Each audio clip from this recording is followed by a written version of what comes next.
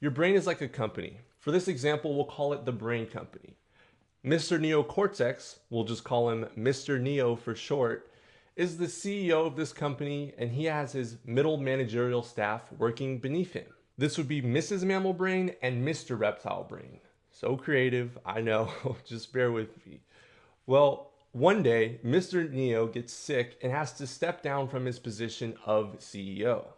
And because of this, either Mrs. Mammal Brain and Mr. Reptile Brain has to step in as the CEO of Brain Company. But there's a catch. Mrs. Mammal Brain and Mr. Reptile Brain are not as advanced and qualified to take over as CEO since they're only middle managers. But for this example, we'll just say that Mr. Neo had to step down from his CEO position because he went into a left brain imbalance, which basically means that the left hemisphere becomes completely dominant over the right brain hemisphere. And in turn, this leads to Mrs. Mammal Brain, or the emotional brain, shutting down the chemicals that's needed for the brain company to experience emotions, thus leading the person with this brain imbalance to largely become emotionless. And ultimately, because of this, the brain company becomes ruled by Mr. Reptile Brain. And this is one of the biggest problems we're faced with in the modern world. Most people in today's society have an imbalance to the left brain hemisphere. The emotional, nurturing, and creative side of the brain is largely dead. On the flip side, we'll say that Mr. Neo had to step down from his CEO position because he went into a right brain imbalance, meaning Mr. Neo chronically lives in the spiritual, nurturing, and feminine thought functions and never really engages in the physical reality of life. He's just constantly sort of living in a high state of mind, never really engaging in the physical world and in the spiritual realm, meditating.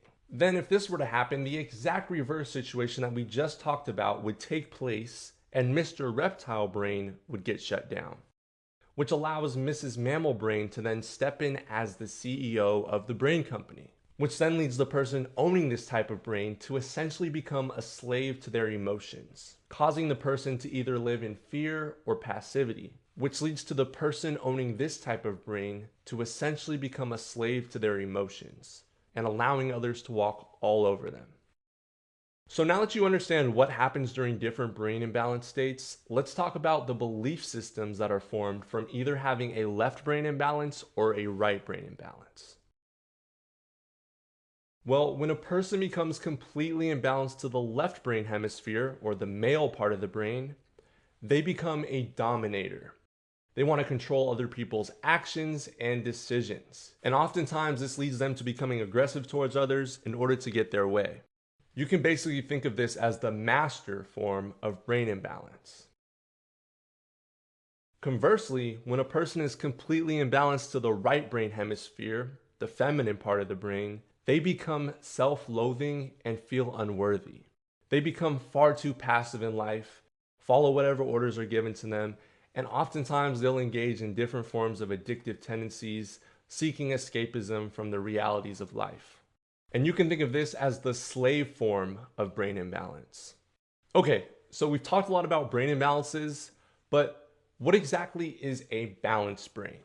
It's when the human neocortex, or Mr. Neo, the higher order thought center of the brain, acts in its proper role as the executive command center or the CEO of the whole brain complex.